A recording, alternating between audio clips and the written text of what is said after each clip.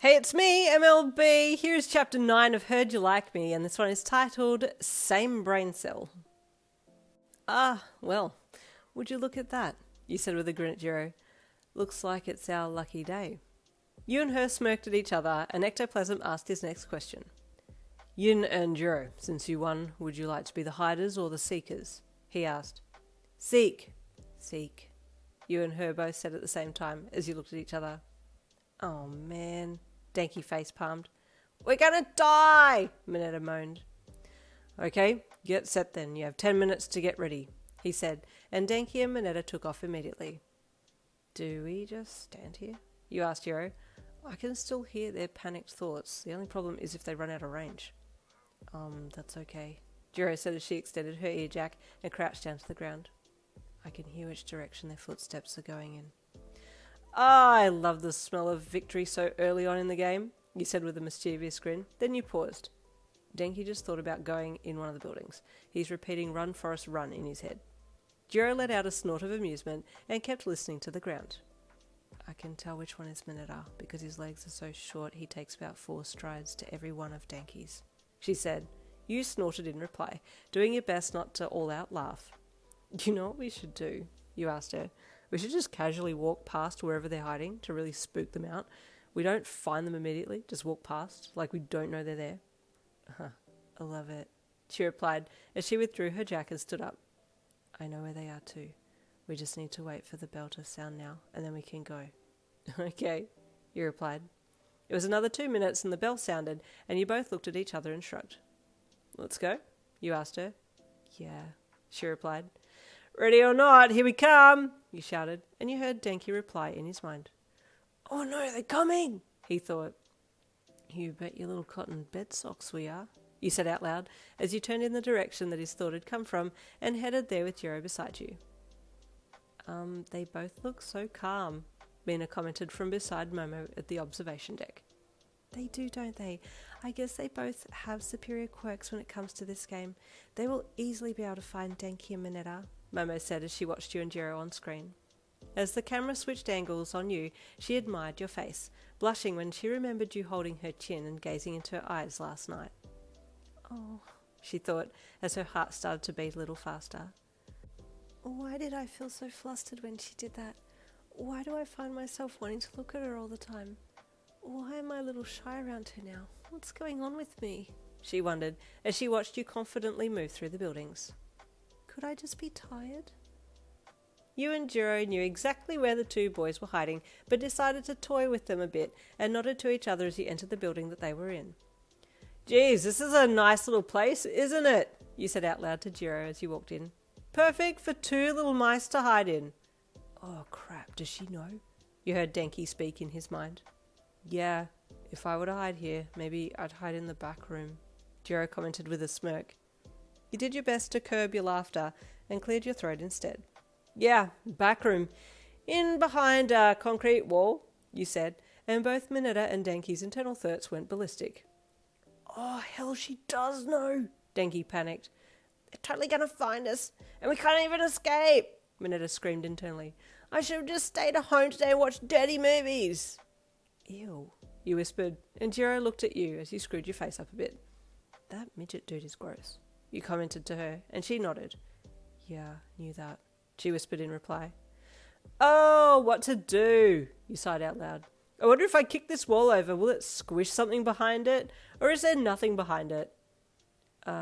Maybe there are chickens behind it. We won't kick the wall over if there are chickens behind it, Jirou said out loud, and you both stood on the other side of the wall that Denki and Mineta were hiding behind. You waited for a second, and then all of a sudden there came some timid chicken noises from behind the wall, and you and Jirou almost choked. You started laughing so hard silently, cupping your mouths and with tears streaming down your faces. What's happening? Momo asked, having been in her own head and not watching what was going on screen. I think Jirou and Yin are toying with Denki and Mineta, Mina mused. That's so mean, she laughed. I can't hear the audio super well, but it sounded like Denki and Mineta were making chicken noises. Oh dear, Momo said with a sweat-dropped look on her face. Yin's teasing side has come out. Needless to say, the boys were caught shortly after that, and it was your and Jirou's win, hands down. And then the next group were brought in, while you and the others from your group were excused. You, Jirou, Denki and Minetta all walked back up to the observation room to watch the next group, but all your attention was on Momo beside you. She looked so stunning watching the screen, fully invested in what was going on, and you shifted over behind her and looked over her shoulder, almost resting your chin on her. "Oh," she said with a little surprise when she felt you there. "Sorry, Yin, I didn't know you were there." "Yeah, don't mind me, just here to watch," you said, and she gave you a shy smile and then kept watching, but you could feel that she was a little uncomfortable with you being so close, so you moved back. "Why is she suddenly fidgety around me now?" you wondered with confusion. "What's happened?" You kept back for the rest of your time there. You didn't want her to feel uncomfortable in your presence, but it was making you a little sad that she wasn't holding on to you as much or looking at you or doing the usual things that she would do. You just wanted your old Momo back. "Is it just me?" you wondered. The rest of the teams went through relatively quickly, and then Aizawa got back up in front of everyone to make a final announcement before letting you all go for the day. "Next week," he said, "we'll be doing a 3-day local patrol of the area. I spoke about this before. It's finally been confirmed." A ripple of excitement washed through the crowd of classmates, and he continued. "It will be overseen by local heroes in the area, and this will be to boost your presence around here. Mostly it will be patrolling, but you might be asked to assist in capturing local thieves, etc. Remember the lessons that you have learned today and apply them next week.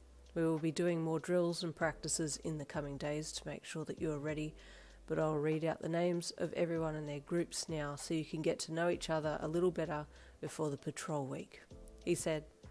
"I will now read out the groups. They will be groups of 4, he said. "Now, is it any surprise that you, Momo, Jirou and Mina were all put together? No, it's like your unspoken prayers had been answered. You were quite happy with your gal pals that had been chosen for your patrol week." "On the morning of the week of patrol," Aizawa continued, "you'll come to school and then change at the school into your hero gear, then head out. If your costumes need fixing or altering during the course of the week, they can be fixed here on campus," he added. "That's it for now. More information will be forthcoming in the coming days." "Sounds like a party to me," you joked to Mina. "Oh, you bet it's gonna be," she said with a wink. In the coming days, school continued as usual, and you were looking forward to the patrol week. It was something different, so you were waiting for it with great anticipation. But in the meantime, you were also enjoying your time with Momo. She still seemed a little different, but then there would be times where she would let her guard down and lay her head in your lap while you were chilling on your phones in her room. But then she would suddenly get really self-conscious and sit up and keep her distance, and you couldn't work it all out, but tried your best to be your normal self regardless. Sometimes you would look at her and wish that she would either think what she was feeling or just tell you. It would have made life so much easier if she wasn't so quiet around you. And there is the end of chapter 9. Tomorrow will be chapter 10 of the Sero book, so I'll see you next week for more of Heard You Like Me. If you are listening to the Sero book, I'll see you tomorrow, but if you're only listening to Heard You Like Me, I'll see you next week.